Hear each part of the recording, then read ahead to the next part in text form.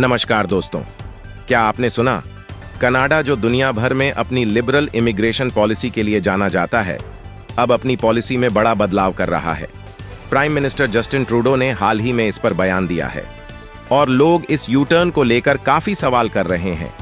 तो आज की इस वीडियो में हम समझेंगे कि ट्रूडो ने आखिर ऐसा क्यों किया और इसका क्या मतलब है उन लोगों के लिए जो कनाडा आने का सपना देखते हैं। लेकिन वीडियो में आगे बढ़ने से पहले हमारे चैनल को सब्सक्राइब अवश्य कर दें, इससे हमें काफी मदद मिलती है। चलिए शुरू करते हैं। ट्रूडो ने एक प्रेस कॉन्फ्रेंस में माना कि उनकी इमिग्रेशन पॉलिसी में कुछ गलतियां हुई। उन्होंने कहा, वी मेड मिस्टेक्स। अब ये गलतियां क्या थीं? ट्रूडो ने बताया कि कनाडा का इमिग्रेशन सिस्टम फर्जी कॉलेजों और शोषणकारी कंपनियों का शिकार बन चुका था। ये कंपनियां विदेश से आने वाले श्रमिकों और छात्रों का फायदा उठा रही थीं और सबसे बड़ी बात, इसका असर कनाडा की इकोनॉमी और बुनियादी ढांचे पर पड़ रहा था।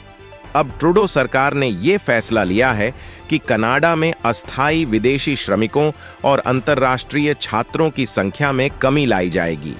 2026 तक अस्थायी विदेशी श्रमिकों की संख्या 40% तक घटा दी जाएगी और इंटरनेशनल स्टूडेंट्स की संख्या में 10% की कटौती की जाएगी। मतलब साफ है, कनाडा अब अपनी इमिग्रेशन पॉलिसी को ज्यादा कड़े नियमों के साथ लागू करेगा। अब सवाल उठता है, ट्रूडो सरकार को ऐसा कदम क्यों उठाना पड़ा?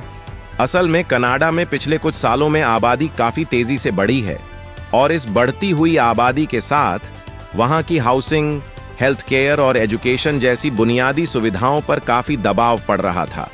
अब सवाल ये है कि ट्रूडो ने इतनी बड़ी पॉलिसी में बदलाव का फैसला क्यों किया? दोस्तों, असल वजह यह है कि कनाडा की हाउसिंग और इंफ्रास्ट्रक्चर तेजी से बढ़ती आबादी का बोझ नहीं संभाल पा रहे थे।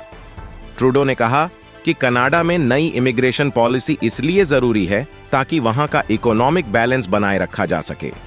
उन्होंने साफ तौर पर बताया कि रियल एस्टेट मार्केट में मकानों की कमी हो गई है। टोरंटो और वैंकूवर जैसे बड़े शहरों में मकानों के दाम आसमान छू रहे हैं, जिससे कनाडा के नागरिक भी परेशान हैं। अब यहां पर एक और महत्वपूर्ण पहलू है।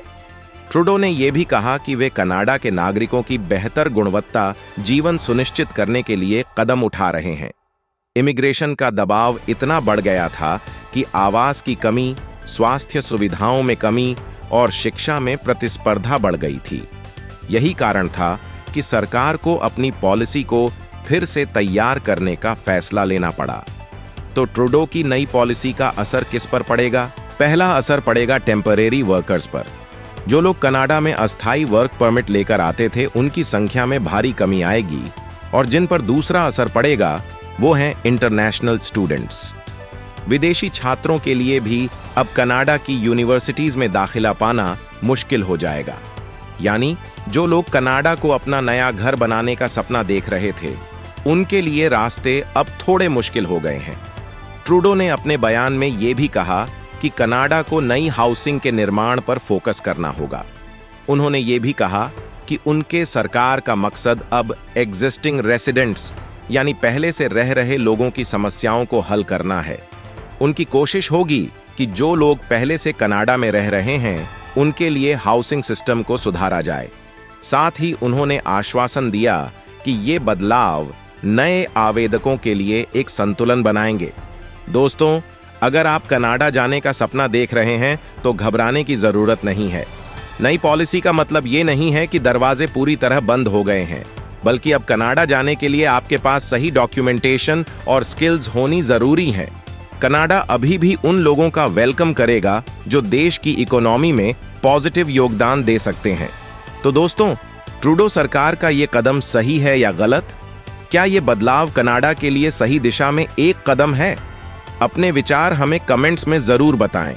और अगर आपको ये वीडियो पसंद आया हो तो इसे लाइक करें, अपने दोस्तों के साथ शेयर करें और हमारे चैनल को सब्सक्राइब करना ना भूलें। मिलते हैं अगले वीडियो में, तब तक के लिए जय हिंद।